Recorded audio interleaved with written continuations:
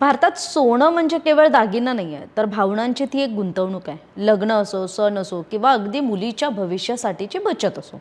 भारतीय कुटुंब काय करतात, तर त्यांची पहिली पसंती असते ती म्हणजे सोनं गुंतवणुकीकडे. पण आता स्वतः पंतप्रधान नरेंद्र मोदींनी एक मोठं आवाहन केलं आहे. ते म्हणजे पुढील 1 वर्ष सोनं खरेदी करू नका. आता मोदींनी असं आवाहन करण्यामागचं नेमकं कारण काय? आणि मोदी सरकारला अचानक सोन्याची चिंता वाटू लागली आहे का, की याचा थेट आपल्या खिशावर परिणाम होणार आहे आणि मग तो कसा होऊ शकतो? हे सगळं सोप्या भाषेत समजून घेऊयात. कल्पना करा, तुमच्या घराचा मासिक खर्च वाढलाय, पेट्रोल महागलंय, परदेशातून येणाऱ्या वस्तूंचे दर वाढलेत आणि मग डॉलरची गरज अधिक भासू लागली. अशा वेळी घरातला अनावश्यक खर्च काही काळ थांबवला जातो. मग सध्या भारताची परिस्थिती साधारणतः अशीच आहे. म्हणजे भारत काय करतो, तर सोनं खरेदी टाळा म्हणजे का? कारण भारतात सोनं हे आयात केलं जातं. मग भारतामध्ये वापरल्या जाणाऱ्या सोन्यापैकी बहुतांश सोनं हे परदेशातून आयात केलं जातं. मग या आयातीसाठी भारताला अमेरिकन डॉलरमध्ये किंमत मोजावी लागते. म्हणजेच भारतातील नागरिक जितकं अधिक सोनं खरेदी करतात, तितके अधिकचे डॉलर्स हे देशाबाहेर जातात. दुसरा मुद्दा सांगायचा झाला तर युद्धाचा किंवा मध्य पूर्वेतल्या तणावाचा. यामुळे काय झालं तर कच्च्या तेलाच्या किमती वाढल्या आहेत. आता सांगायचं झालं तर इराण आणि अमेरिकेतल्या तणावामुळे जागतिक बाजारपेठेत ओव्हरऑल कच्च्या तेलाच्या किमती आहेत त्या वाढल्या आहेत. म्हणजे भारत आपल्या गरजेपैकी, म्हणजे भारत या देशाची जर गरज पाहिली तर त्या देशाच्या गरजेपैकी जवळपास 85% कच्चं तेल हे आयात करतो. आणि मग तेल महागलं की भारताला पुन्हा एकदा अधिक डॉलर हे खर्च करावे लागतात. त्यामुळे सोनं आणि तेल या दोन्हीच्या खरेदीवरून आपण काय करतो, तर परकीय चलनावर प्रचंड ताण आणतो आणि आपली जी भारताला मोजावी लागणारी किंमत आहे ती वाढते. आता एका बाजूला तेलासाठी डॉलर खर्च होत आहेत, तर दुसऱ्या बाजूला सोन्यासाठी सुद्धा मोठ्या प्रमाणात डॉलरच खर्च होत आहेत. यामुळे काय होत आहे, तर भारताच्या परकीय चलन साठ्यावर दबाव वाढतो आणि मग याचा पुढे जाऊन परिणाम हा आपल्या रुपयावर होतो. तर कसा काय, तर डॉलरची मागणी वाढली की रुपयावर दबाव येतो. मग रुपया कमजोर झाला तर काय होऊ शकतं, एक म्हणजे पेट्रोल डिझेल आणखी महाग होऊ शकतं, आयात केल्या जाणाऱ्या वस्तूंचे दर वाढू शकतात, महागाई वाढू शकते आणि मग या सगळ्याचा परिणाम थेट तुमच्या आमच्यावर होऊ शकतो. म्हणूनच मोदींचं आवाहन काय आहे, तर पंतप्रधान नरेंद्र मोदींनी काही काळासाठी नागरिकांना म्हणजे संबंध देशवासियांना काही सवयी बदलण्याचं आवाहन केलं. म्हणजे फक्त सोनं खरेदी करणं टाळा असं नाही, तर इतरही काही आवाहन केलेत. आता ती समजून घेऊयात. एक म्हणजे सगळ्यात पहिलं अनावश्यक सोनं खरेदी टाळा.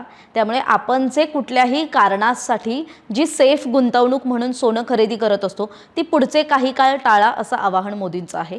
दुसरं म्हणजे पेट्रोल डिझेलचा वापर कमी करा आणि सार्वजनिक वाहतूक व्यवस्था वापरा. म्हणजे काय होईल, आपली जी खाजगी वाहनं रस्त्यावर आली नाहीत तर पेट्रोल डिझेलच्या ज्या मागणी आहे त्यावर खरं तर सकारात्मक परिणाम होईल. पेट्रोल डिझेलचा वापर हा मर्यादित होईल आणि याचा थेट परिणाम आपल्या परकीय चलन व्यवस्थेवर होईल.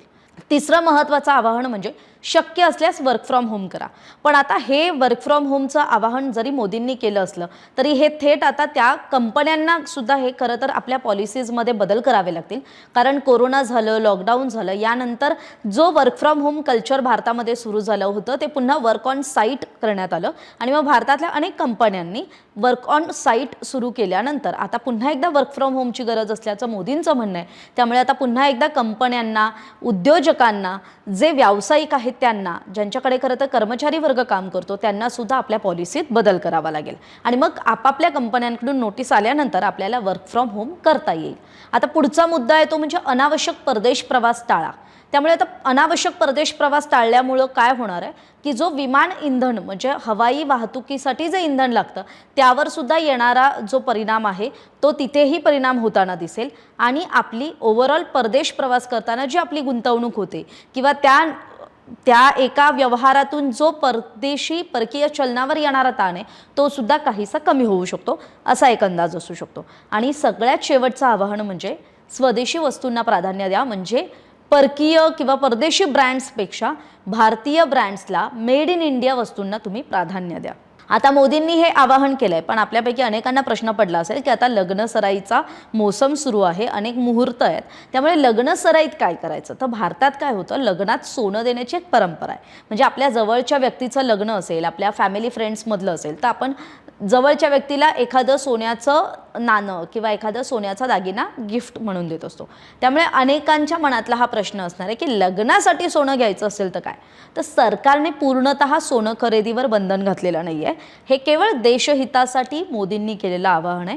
म्हणजे जर तुमची अत्यावश्यक गरज असेल तर तुम्हाला सोनं खरेदी करता येणार आहे, पण अनावश्यक खरेदी टाळा, असं खरं तर मोदींचा संदेश आहे.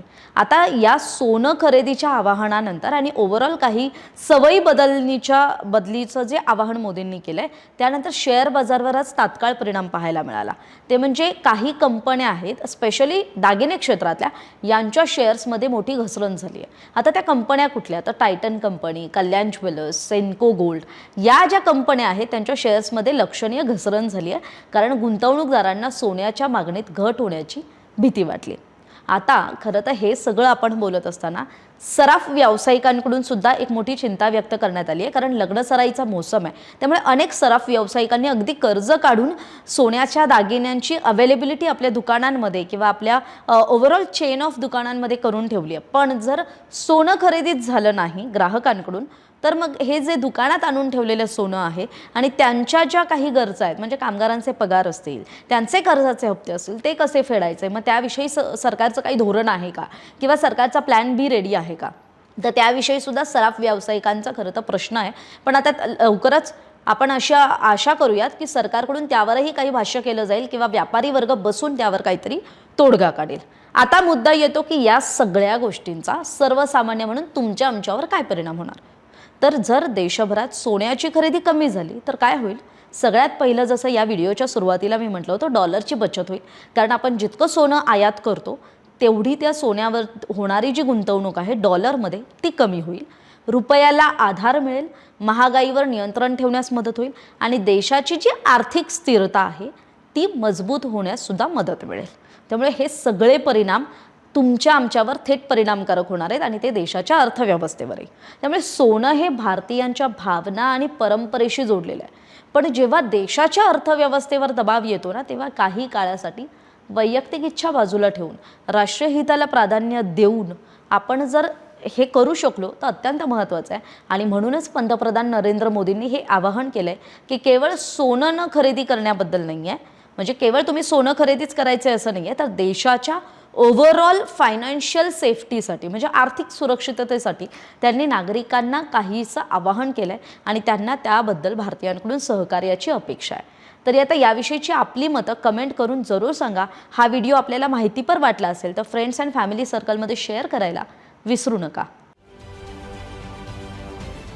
महाराष्ट्रातील सर्व बातम्यांचे विश्वासार्ह व्यासपीठ, सकाळच्या सर्व सोशल मीडिया प्लॅटफॉर्मला लाईक, फॉलो आणि सबस्क्राईब करा. तसंच सर्व नोटिफिकेशनसाठी बेल आयकॉन प्रेस करायला विसरू नका.